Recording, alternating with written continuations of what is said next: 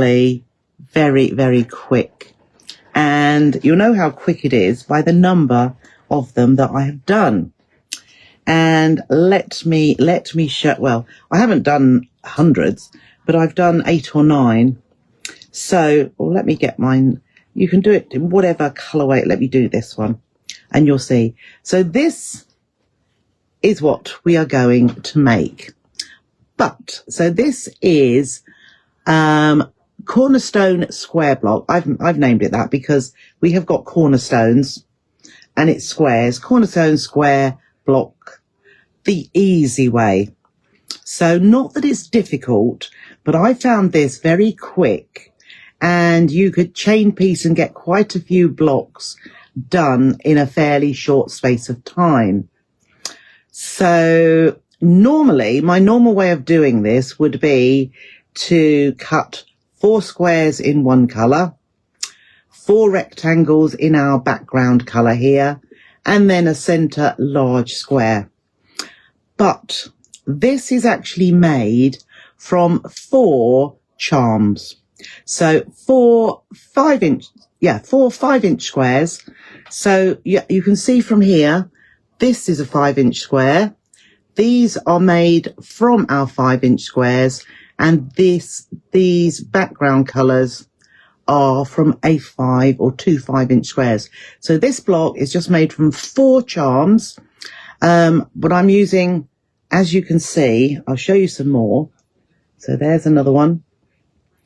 And there's another one. And there's another one. And where do you think all these fabrics come from? There we go. And there we go. All these lovely fabrics are all from, you're loving this already, all from the Always and Forever range.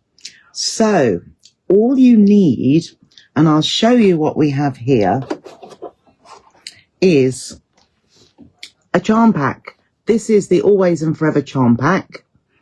I think what I will do, yes, it is it's Renee Nanaman. Renee Nanaman is this one. I think what I'm going to do, I think these are on at £15, but just for this evening, I'm just going to run to the computer and do a little reduction of these, and I'll show you. What I'll do now is, so that you can have a look, I'm going to dip down the screen so that you can see exactly what it is. There we go. So there it is. The Always and Forever, and I'll be back in 30 seconds.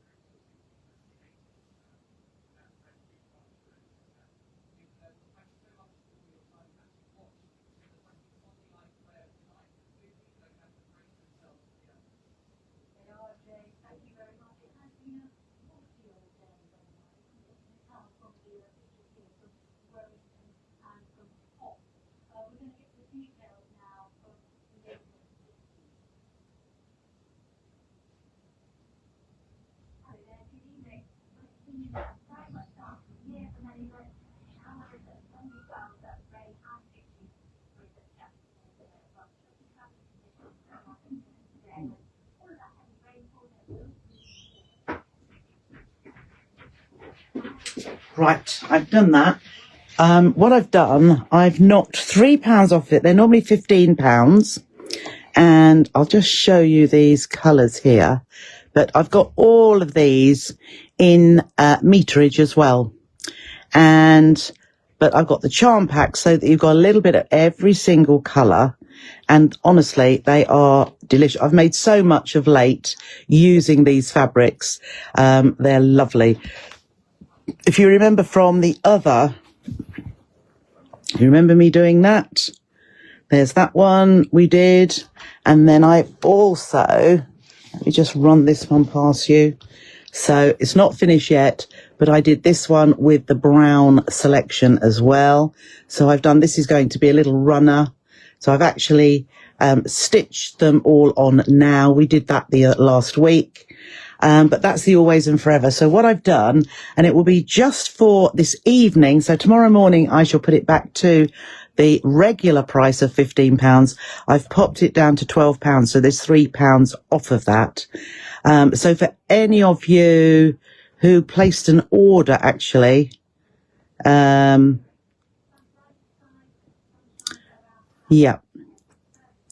So if you didn't place an order on the fabric sale, obviously there'll be postage on the website for this.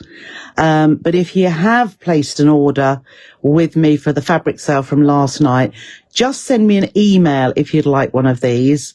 And then there won't be any further postage on it. But if you have placed an order, if you have got a fabric sale order coming through, don't order one on the website, otherwise it will charge you postage again. But just send me an email to trisha@hotmail.com and I'll just add that to your order and you can just PayPal separately. So as I say, that's just a little offer for those. There's only a few left now because I did have a lot and most of them have gone. So let's get cracking. There is a PDF in the files. So here is our instructions. Demo the 14th of Feb. No, wasn't. Oh, I was going to do it on the 14th. Well, I'm not. Why I've put the 14th of Feb, I do not know, because we're demoing it tonight, the 6th. So the Cornerstone square block, the easy way. These are in PDF format in the Sew with Trisha group, so that you will be able to remember exactly what to do. Along with this video tonight, will be popped onto YouTube, so that you'll be able to go back and watch it again and again. And I will put it in the group as well, so that it's there. Okay, so all we need to do, here are my two background. And if you're going to, I am going to make a quilt of some sort, whether it be a lap quilt or bigger. But I am using the same background for each one. If you want to make it a little bit more varied, you could use lots of creamy ones, creamy fabrics, just to make the distinction between our colours. Well, not necessarily colours, but between the fabric. So I've got dark ones here and light background ones here. So if you always set them out in the same way each time, it will be better. I don't think it's going to make much difference at all. But in the instructions, I've talked about when we move on to the next step of turning it. But I don't think it doesn't really matter. But as long as you alternate them, as long as you have, what you don't want is that, because it's not going to work if we start off like that. We need a bog standard 4-patch, which is like this. It alternates between the colours.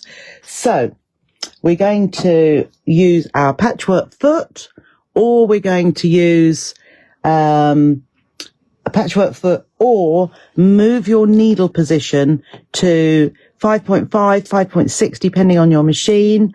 And that will give you the 1/4 inch with a standard foot. So I've moved mine over. And then also, because we're doing patchwork, I'm altering my stitch length down to 1.8. 1.8 is a great stitch length for getting good results with your patchwork. So how do we start? So first of all, this is a little technique I do all the time, because it means that, you know, for whatever block I do, and especially if we're doing a 9-patch, because it's so easy to put fabric squares in the wrong place or half square triangles in the wrong direction. So if you use this method, you're not going to go wrong with anything else you do. So first of all, I'm going to pop the top right one onto the top left, and also the bottom right onto the bottom left. And I'm going to stitch down here. So we'll take that one first of all, align those edges carefully. Right. And we are just going to stitch down here. So off we go. And when I get to the bottom, Right, so I've got to the bottom here. I'm not going to cut my thread.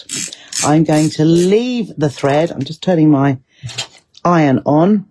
I'm going to leave the thread. I'm not going to cut it because I'm going to get my next block together, or my next squares together, align those.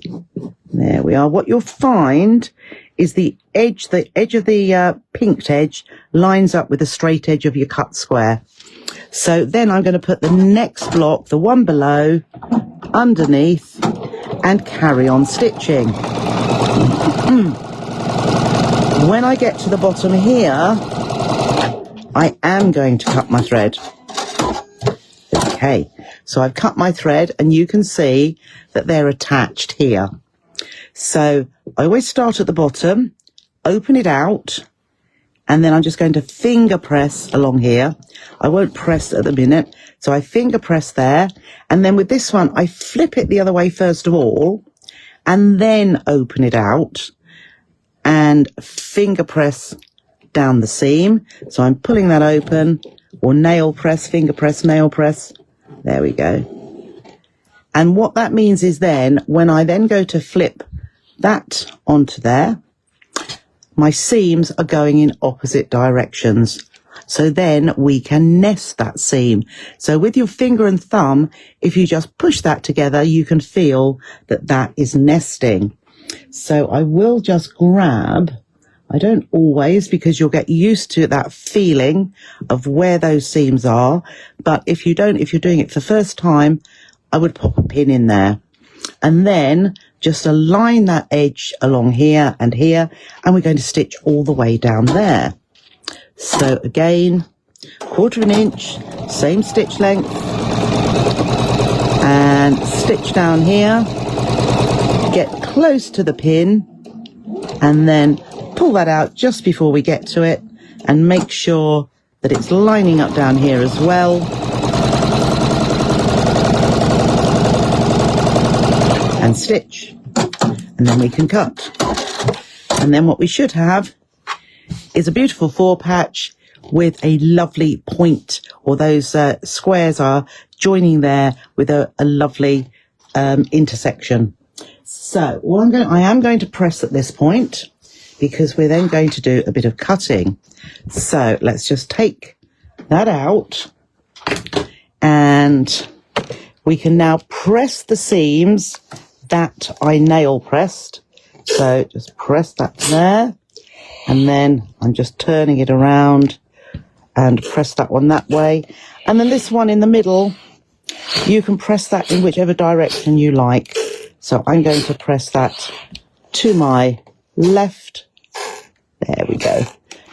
And then always flip it to the right side, and I'm just going to give that a further press across there. Okay, so now we'll put that out of the way for a moment. Make sure that's not on anything. And this is where now, I think in the instructions I have said to turn it 90 degrees, clockwise or anti-clockwise, so that we have, let's move this back just a little bit, because I'm going to take it down onto the cutting mat.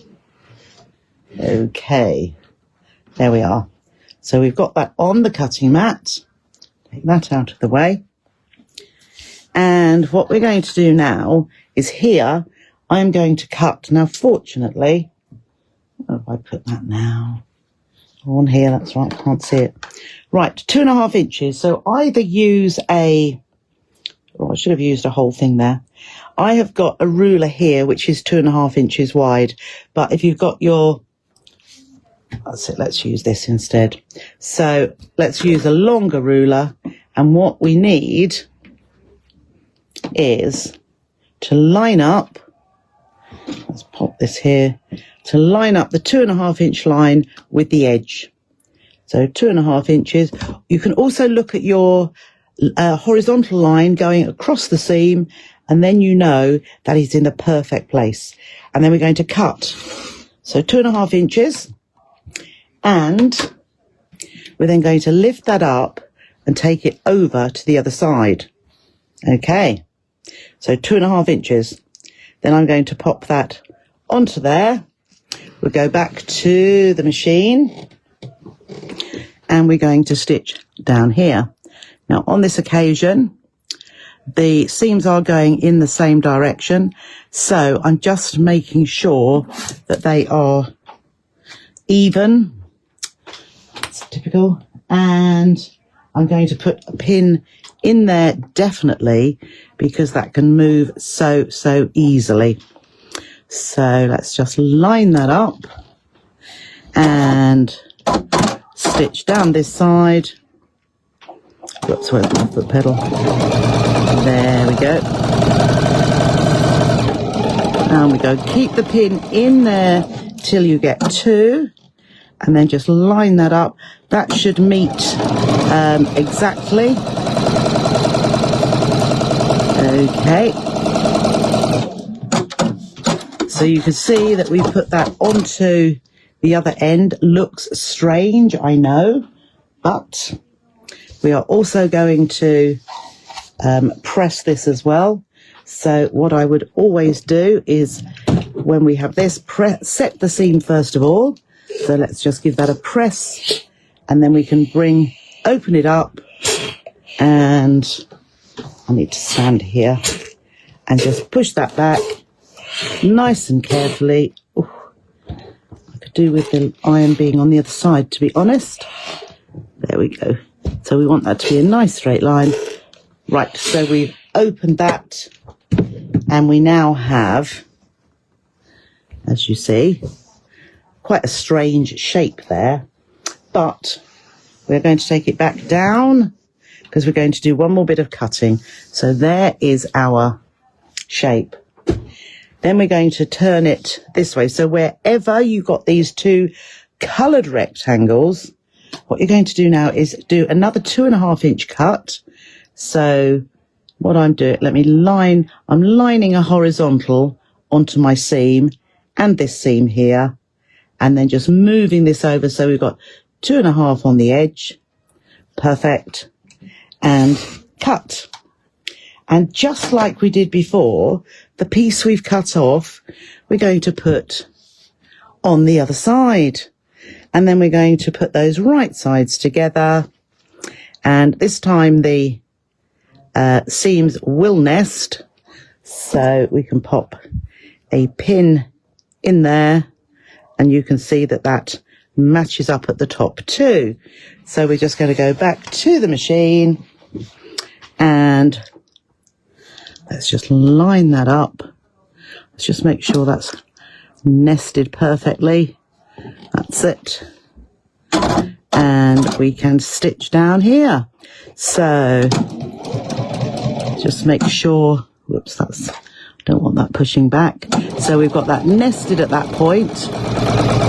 And then we're going to nest it down here as well.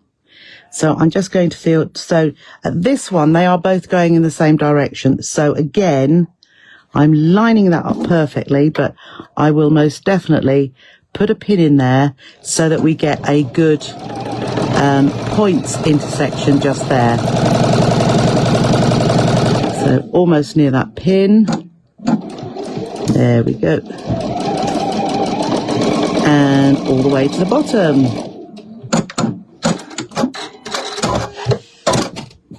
And when we open it out, we have beautiful intersections again. So again, let's just bring in the pressing mat.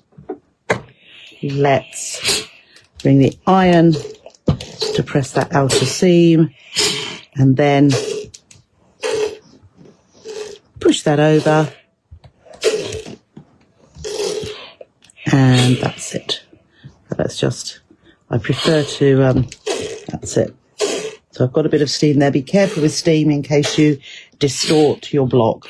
But I think that is absolutely fine. So there we have, very, very easily. You couldn't see that coming, so I like to make it very, very easy. So what do you think about that? I think, I've missed that just a little bit there, but they're really good just there. that isn't the best. But when you have finished these, I think they come out to, let me just have a look, 9 inches. Just going to check the measurement. Yep, 9 inches. So let me just take this down here. So I would, when we come to pop them together, let's just have a look. Yep, that's perfect, 9 inches there. So if you've got any little bits, that's lovely, that's 9. That edge is fine, but I have got a little bit just here. And so I'm lining it up. I've got the tiniest bit coming out there. So I am just going to trim that tiny bit off. And this bit here. So you have to be very careful. You don't want to take too much off because you still want that to be 9 inches. So it just goes in the tiniest bit there. But that will fit. It's not really going to make difference to what you're making because it's the tiniest of bits. So I haven't really got that much space here, but what you could do, because these are 9 inches, you can either pop them all together in a set of 4 so that you can rearrange these in any way that you like, just to whatever. So you can see how that's all going together like that. Or, here we are. What you could do instead is alternate plain blocks. Okay. So this was my idea, to have plain blocks in between. So let's pop that one over there. So you could alternate a cornerstone block with a plain block, and then, you know, you could put the next one just there. I haven't got too much room to be able to, when we get back into the warmer conservatory or warmer one, you'll be able to see. So it would grow so quickly by having a cornerstone block, a plain, a total 9-inch block, and then another one, and alternate it like this, to give you a big quilt very, very quickly. The only thing I was thinking was, then with this one, I think I would want to do a lovely quilting design in here. So it may need drawing onto there, some feathers, or a circular design with feathers would be lovely. Or you could probably cross hatch it, as well as cross hatching across these, because your points of your squares are going to give you an easy way without having to draw. But you would have to draw some lines on here, I think, because unless you want to free motion, stippling, vermicelli all over here, you could as well. But there's lots of options which you could have for this. But it does look really, really lovely. Let's have a look here. Let's put that one just there. And there's another one. And what you do is you get all of these. That's wrong. That's there. You get all of these smaller squares coming together in the center, but because they are using a charm pack, because they're all from the same range, it is going to work. It will work wherever you put them. It doesn't matter. Like this one here, that center square is lovely. If you wanted, if you know which one of the squares you put in there as your center, you make sure you chop the other one, which will give you the cornerstone squares. But how simple is that? Oh, you could embroider on yes, that would be lovely. Embroider on the plain blocks. Let's see. It is easy. That's why I've said the easy way, Josie, because you know me. And yeah, brilliant to get the mojo going. So very little cutting. And if you want to use all charm squares, you can. If you used 4, it just means you're going to have different patterned ones here as well.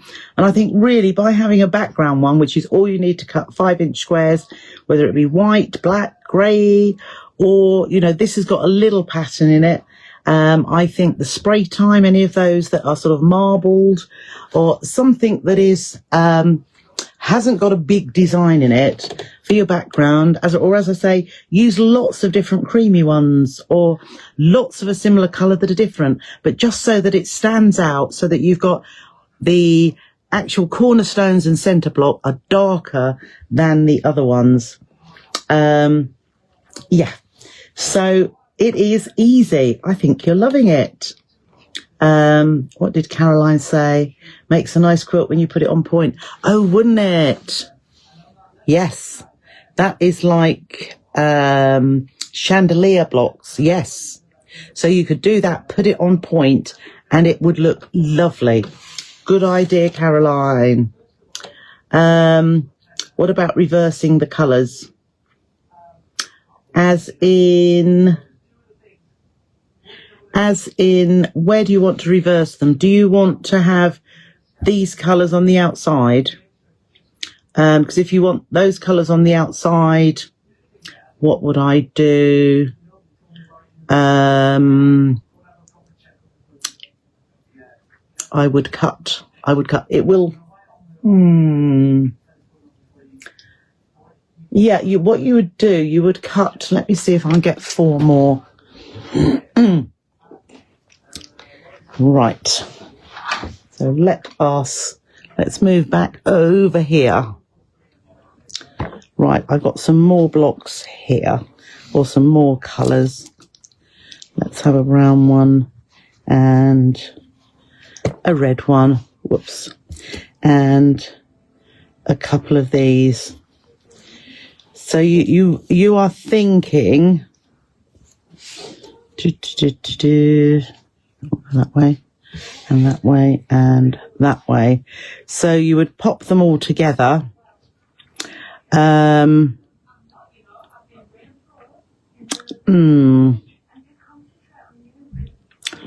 I think we'd have to, because I'm thinking we would chop down here.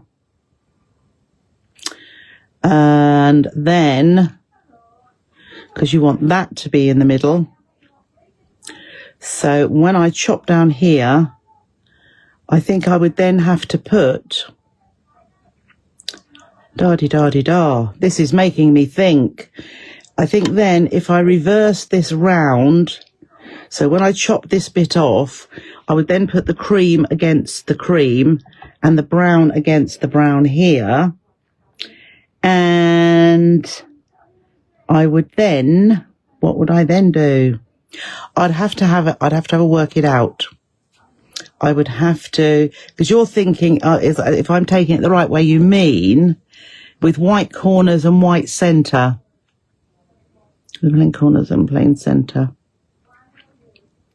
I'd have to give it a go, because working the set, it doesn't really matter whether you cut along here for your first cut or here, because you're putting the same colour that you've cut on the opposite side. I'm thinking you may have to swivel it round, so that, as I say,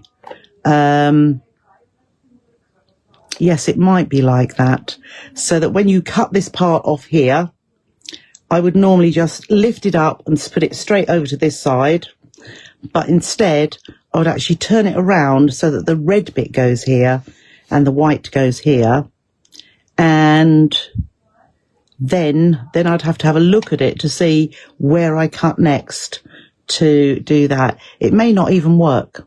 I don't know, without giving it a go, but I don't want to. I'd do it on a smaller scale, and probably with fabrics I don't particularly like, so that I could see if it works.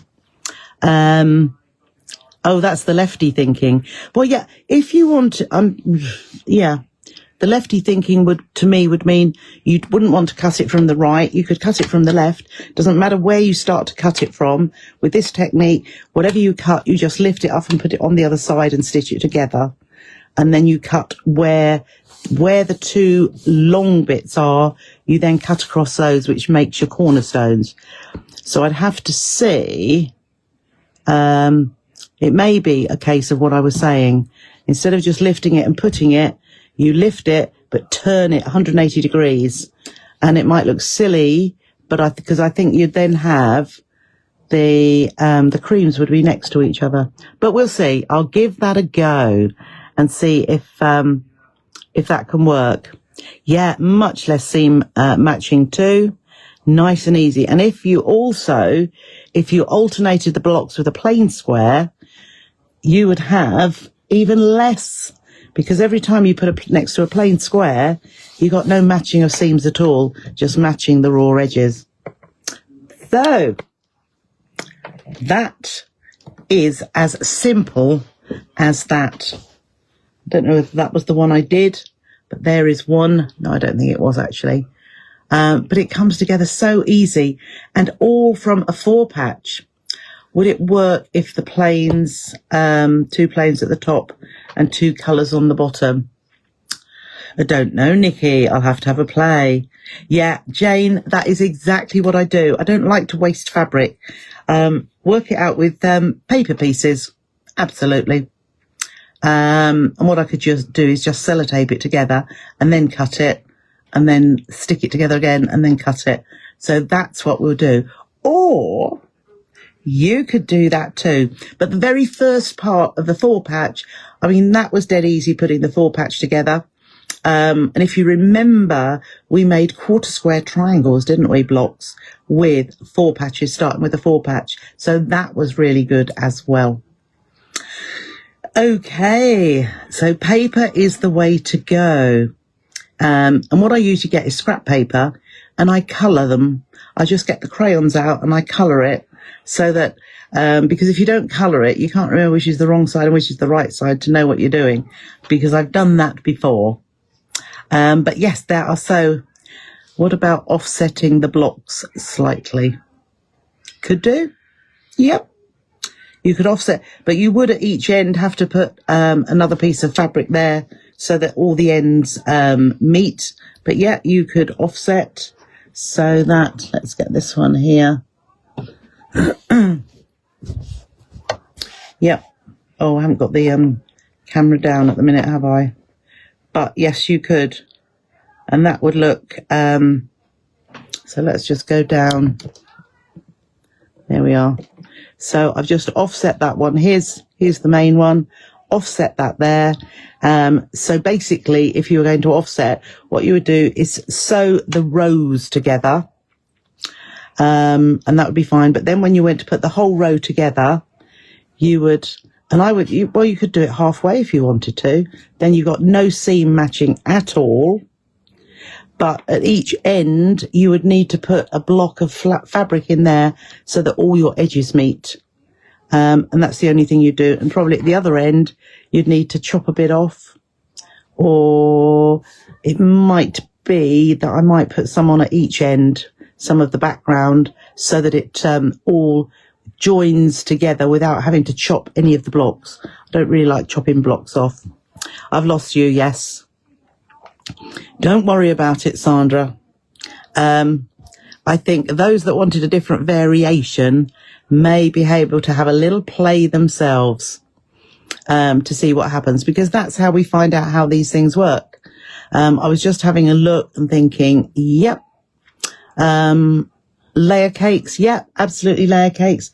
If you like a layer cake, you still you would need to chop that into 5-inch squares to work with this, but you'd have 4 times the amount. So it'd look half a block on each end. Yeah, you could do that as well. Okay, so I'll let you ladies, you have all these creative ideas. I will let you play around and see what you can come up with, and that would be absolutely lovely. I shan't be able to play around this weekend because I have my days are full with a little bit of packing and also working out all of next week's things that I need to bring to you as well. So all I will say is thank you so much for joining me. I am back again now. It's been lovely having your company and finishing the week off on a lovely, easy but effective block. And I'll say enjoy your weekend. Hopefully it won't rain constantly the whole way through. So we should surely have a little bit of dryness, a little bit of, even if the clouds are passing, a little bit of sunshine, say. And basically have a nice time, nice and leisurely, and do what you like to do. Sewing, probably. Okay. So again, enjoy yourselves, and I will see you next week for another fun-filled week of bits and pieces. And it's the next part of the mystery monthly quilt in Sew with Trisha group. So take care, and I'll see you then. Bye for now.